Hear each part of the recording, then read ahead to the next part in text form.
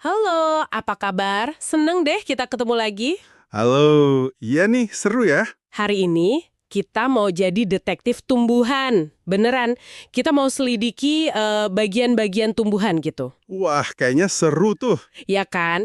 Sama seperti kamu punya tangan buat megang, kaki buat jalan. Nah, tumbuhan juga punya bagian-bagiannya sendiri loh. Pasti kamu pernah lihat kan? Pasti pernah. Ada yang di bawah, ada yang tinggi, yang hijau-hijau itu kan? Betul. Nah, misi kita hari ini, kita kenalan lebih dekat sama bagian-bagian tumbuhan itu. Kita cari tahu namanya apa aja, terus tugasnya masing-masing itu ngapain aja sih? Oke, jadi kita mau lihat gimana mereka kerja bareng gitu ya. Iya, gimana bagian-bagian ini kerja sama, kayak tim hebat gitu. Supaya tumbuhan bisa hidup, tumbuh besar, kuat, dan bahkan punya anak tumbuhan baru. Sip, kita bakal bahas dari catatan-catatan yang ada ya. Betul. Kita gali infonya dari beberapa catatan soal tumbuhan. Siap mulai petualangan seru ini? Yuk, Yuk, oke, jadi gini. Coba deh kamu bayangin. Mungkin ada pohon mangga besar di halaman atau tanaman tomat kecil di pot. iya kebayang. Walaupun beda ukuran, beda bentuk, tapi kebanyakan tumbuhan itu punya bagian-bagian dasar yang sama loh. Oh ya? Apa aja tuh? Nah, kita kenalan satu persatu nih. Kita mulai dari yang paling bawah dulu ya, yang biasanya nggak kelihatan. Yang di dalam tanah itu. Yep, betul. Kita mulai dari bagian yang tinggalnya di dalam tanah. Ada yang tahu namanya? Yep, betul. Akar. Akar ya. Oke. Biasanya kita nggak bisa lihat langsung sih, kecuali ya mungkin kalau tanamannya dicabut gitu ya. Bener. Tapi meskipun nggak kelihatan, tugasnya ini penting banget. Coba tebak deh, ngapain ya akar di dalam tanah yang gelap itu? Akar itu, wah, dia pekerja keras banget loh di bawah tanah. Tugas utamanya ada beberapa, dan penting semua. Apa aja tuh? Pertama, akar itu kayak mulutnya tumbuhan yang ada di tanah. Tugasnya itu menyerap air sama nutrisi. Nutrisi itu zat makanan gitu, yang ada di dalam tanah.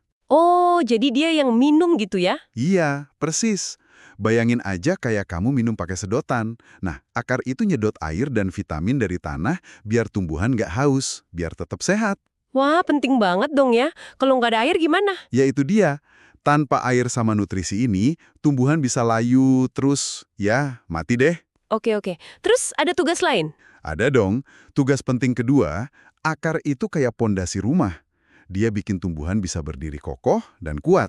Oh, biar nggak gampang roboh gitu. Betul, akar itu kan nyebar ya di tanah, terus dia mencengkram tanah kuat-kuat. Jadi kalau ada angin kencang atau hujan deras, tumbuhannya nggak gampang tumbang. Pantesan ya, kadang nyabut rumput aja susah banget. Nah, itu dia. Itu karena akarnya kuat banget nyengkram tanah. Wah, keren ya akar. Fungsinya dua gitu. Nyari minum sama makanan, sekaligus jadi pegangan biar kuat. Pantes aja pohon gede bisa berdiri tegak lama gitu. Heeh, dia penopang utama. Tapi nih, aku pernah makan wortel. Katanya wortel itu akar juga ya? Kok bisa kita makan? Apa akar bisa jadi tempat nyimpen makanan juga? Nah, pertanyaan bagus itu. Kamu jeli banget. Memang benar, beberapa tumbuhan itu pinter loh. Pinter gimana? Mereka nyimpan kelebihan makanan mereka itu di akar.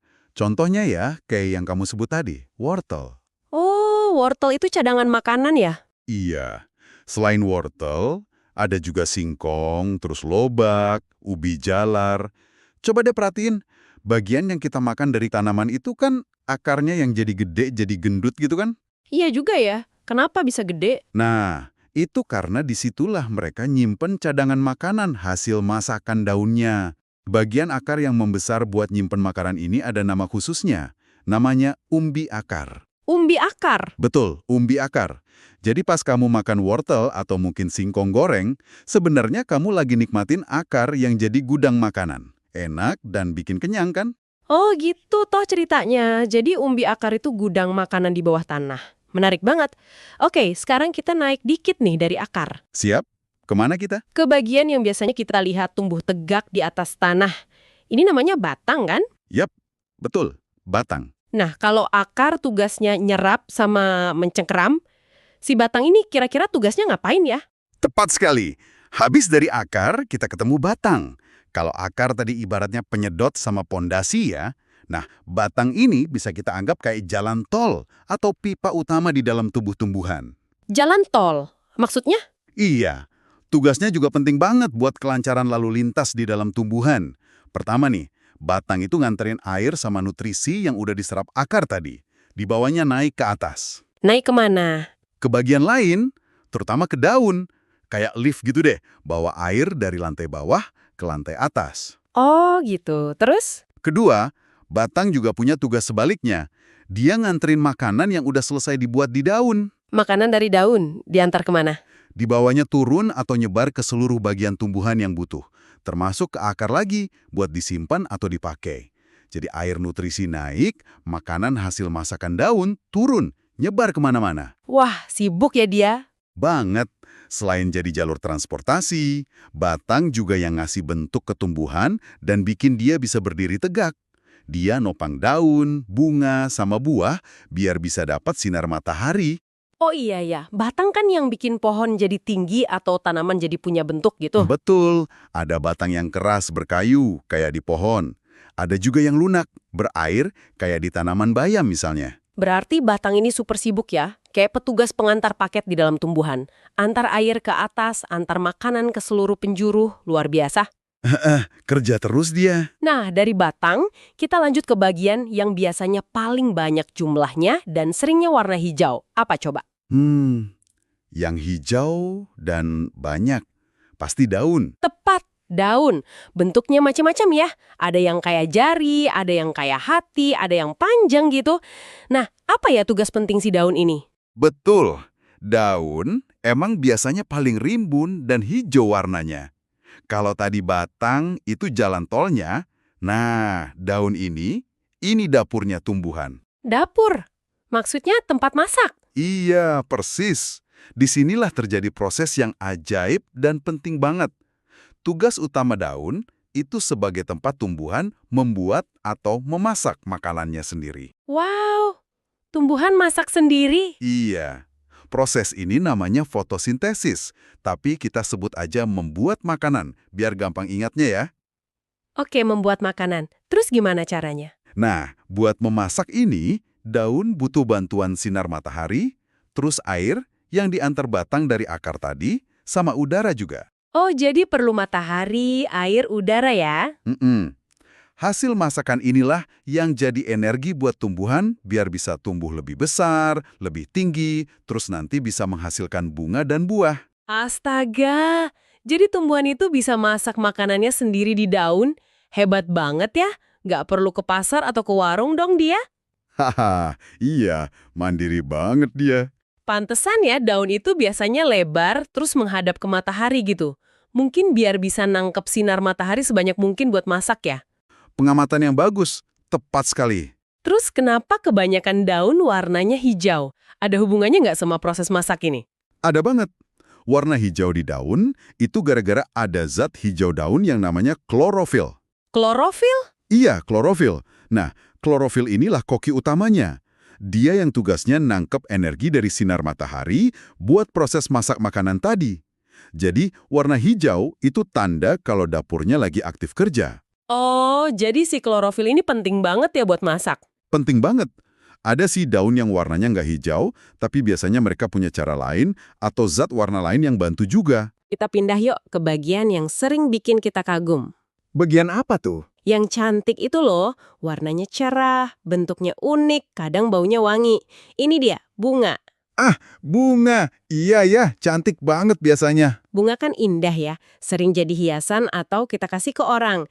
Tapi apa bunga punya tugas lain selain bikin cantik tumbuhan? Tentu saja, bunga emang indah dilihat. Tapi cantiknya itu sebenarnya ada tujuannya loh. Tujuan yang penting banget. Apa tuh tujuannya? Bunga punya tugas vital, yaitu sebagai alat perkembangbiakan tumbuhan. Perkembangbiakan maksudnya buat bikin tumbuhan baru gitu? Betul, bunga itu tempat dimulainya proses untuk menghasilkan tumbuhan baru. Dari bunga inilah nanti bakal terbentuk biji. Oh, jadi biji itu asalnya dari bunga ya? Iya, biji inilah yang kalau jatuh di tempat yang cocok, bisa tumbuh jadi anak tumbuhan yang baru, jadi melanjutkan jenis tumbuhan itu. Wah, penting banget dong tugas bunga. Penting sekali. Nah, buat ngelakuin tugas ini, di dalam bunga itu ada bagian-bagian penting. Ada yang namanya putik. Ini bisa kita anggap bagian betina atau calon ibunya gitu. Putik, oke. Terus? Terus ada benang sari. Benang sari ini menghasilkan serbuk sari. Nah ini kayak bagian jantan atau calon bapaknya. Putik sama benang sari ya? Iya, biar bisa jadi biji, serbuk sari dari benang sari ini harus ketemu sama putik. Harus ketemu. Gimana caranya? Nah, proses pertemuan ini sering dibantu sama angin atau serangga kayak lebah dan kupu-kupu.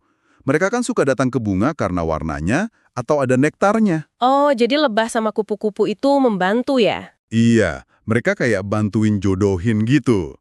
Oh ya, ada tambahan dikit nih. Ada bunga yang punya putik sama benang sari di satu bunga. Itu namanya bunga sempurna. Tapi ada juga bunga yang cuma punya salah satunya. Jadi butuh bunga lain buat berkembang biak. Itu namanya bunga tidak sempurna. Wah, ternyata bunga itu bukan cuma hiasan ya. Fungsinya penting banget buat masa depan tumbuhan itu sendiri. Betul sekali. Pantesan lebah sama kupu-kupu suka banget hinggap di bunga ya. Mereka ternyata kayak Pak Pos gitu, bantu anterin serbuk sari. Jadi ikut bantu proses bikin biji. Mereka membantu penyerbukan. Nah, kalau proses di bunga ini berhasil, seringnya kan setelah itu muncul yang namanya buah. Kayak buah mangga, apel, rambutan, atau tomat gitu. Iya, betul. Seringnya gitu. Apa tugas si buah ini? Kan enak tuh dimakan. Iya, enak gunakan. Nah, benar alurnya. Setelah bunga berhasil tugasnya, seringkali bagian dari bunga itu berkembang jadi buah. Buah ini juga punya tugas penting loh. Apa tuh tugasnya? Tugas utamanya ada dua. Pertama, buah itu fungsinya sebagai pelindung buat biji yang ada di dalamnya. Melindungi biji. Gimana caranya? Coba deh bayangin biji mangga yang keras itu. Dia aman kan kesimpan di dalam daging buah mangga yang tebal, yang berair itu? Iya juga ya. Atau biji apel yang kecil-kecil, dilindungi sama daging buah apelnya. Jadi buah itu jagain biji dari gangguan luar, kayak cuaca, atau mungkin dimakan hewan sebelum waktunya, sampai bijinya siap buat tumbuh. Oh, jadi kayak rumahnya biji gitu ya, biar aman. Bisa dibilang gitu. Tugas kedua, nah ini nyambung sama yang tadi kita bahas di akar wortel. Buah juga sering jadi tempat nyimpen cadangan makanan. Oh, buah juga nyimpan makanan. Pantesan manis ya. Nah, itu dia. Daging buah yang sering kita makan karena rasanya enak, manis, atau seger, itu sebenarnya cadangan makanan yang disimpan sama tumbuhan. Buat apa disimpan di buah? Makanan ini bisa jadi sumber energi buat biji pas dia mulai tumbuh nanti.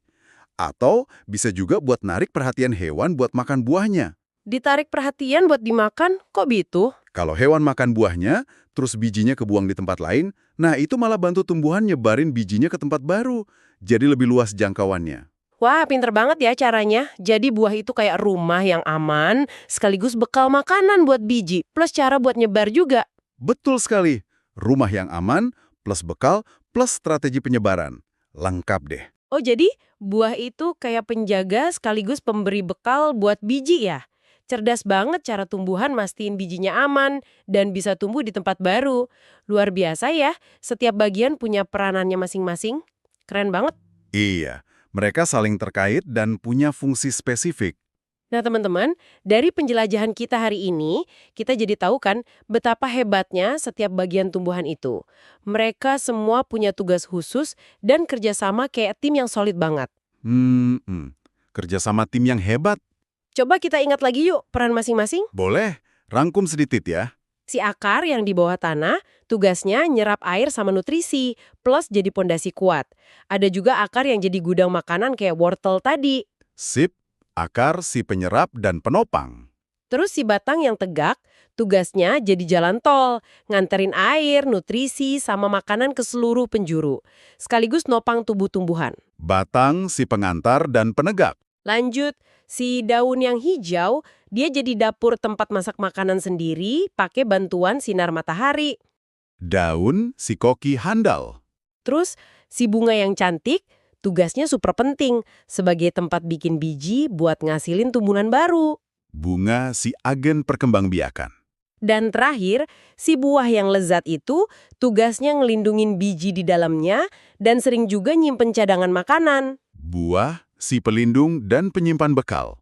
Semua bagian ini saling bantu biar tumbuhan bisa hidup sehat, tumbuh besar, dan punya generasi penerus. Hebat ya? Betul sekali. Semuanya saling bergantung dan kerjasama tanpa henti.